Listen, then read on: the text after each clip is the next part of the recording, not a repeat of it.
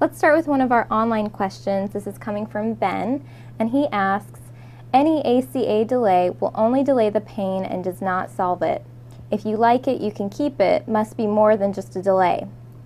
Any subsidy only hides the pain and moves us closer to a single payer.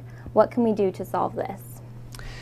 You know, Ben, that's a very important question, and it's a very timely one, as a lot of Americans are experiencing the pain associated with the president's false promise that if you like your health care plan, you can keep it.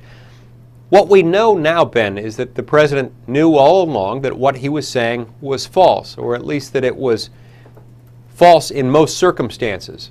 There were elements of truth to it, but those elements of truth were so obscured by the reality of this law, which made clear that almost none of these health care plans could or would survive. The president understood that, and yet he continued making this promise. And millions of Americans relied on that promise to their great detriment. He owes it now to the American people. Now that he himself has apologized, he owes it to the American people to do something to stop it.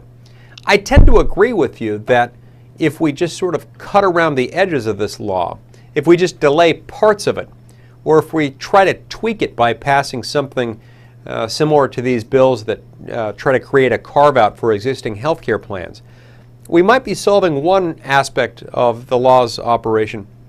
We might be curing one problem while creating another. I think, Ben, that the only way we're really going to be able to address this problem effectively is to either repeal the law in its entirety or to suspend the law's operation altogether for a period of at least a year. Well, while we can iron out the details, come up with a better alternative, and put in place a system that will be more amenable to the American people, more likely to fill the needs of the American people. Because this law is bad, and it was passed by 2,700 pages worth of law, passed by a group of lawmakers who had never had an opportunity to read it.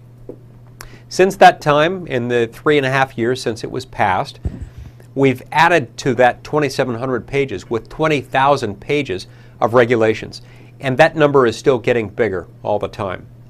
You know, with that length, with that volume, we don't see clarity being added to the picture. I think what we need to do is to start over, but starting over isn't necessarily starting from scratch. We are, in fact, working on a solution.